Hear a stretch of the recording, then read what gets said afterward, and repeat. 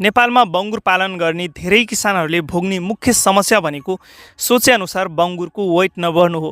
के तपाईँको बङ्गुरले पनि दाना मात्र खान्छ तर जिउ लाग्दैन? छिमेकीको बङ्गुर 6 महिना वा कुन्टल पुग्छ तर तपाईँको भने वर्षभरि पाल्दा पनि उस्तै छ। मैले पनि यो समस्या भोगिसकेको छु र आफ्नो अनुभवको आधारमा आज यो कुरा भन्न गइरहेको छु। तपाईँहरू पनि बङ्गुर पालन गर्दै हुनुहुन्छ वा बङ्गुर पालन गर्न चाहनुहुन्छ भने यो भिडियो तपाईँको लागि एकदमै उपयोगी हुनेछ। बङ्गुरहरूको वृद्धि विकास ढिलो हुने प्रमुख 4 कारणहरूमध्ये नम्बर 4 मा रहेको छ आन्तरिक तथा बाह्य परजीवी। बङ्गुरको पेटमा हुने विभिन्न किसिमका जुकाहरू र लुटोको कारणले बङ्गुरको वृद्धि विकासमा ठुलो असर पुर्याइरहेका हुन्छन्। यी आन्तरिक तथा बाह्य परजीवी भनेका पशुहरूको लागि साइलेन्ट किलर हुन्।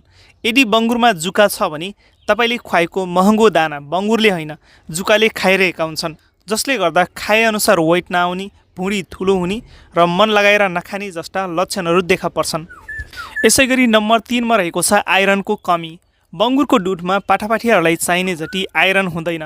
पाठापाठीहरूलाई दैनिक 60 mg आइरन आवश्यक पर्छ, तर माउको दुधबाट केवल 1 mg मात्र आइरन प्राप्त हुन्छ, जसको कारणले पाठापाठीहरूमा आइरन डिफिसियन्सीबाट हुने लक्षणहरू देखा पर्छन्, जस्तो कि वृद्धि विकास ढिलो हुने, डायरिया हुने, शरीरमा अक्सिजनको कमी हुने र रोगसँग लड्ने क्षमतामा कमी आउँछ।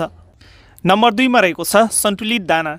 हामी नेपाली किसानहरूले बङ्गुरलाई खुवाउने दाना भनेको ढुटो, चोक्कर र जाँड रक्सीको कट हो, जसलाई हामी थारूहरूले पास पनि भन्ने गर्छौँ।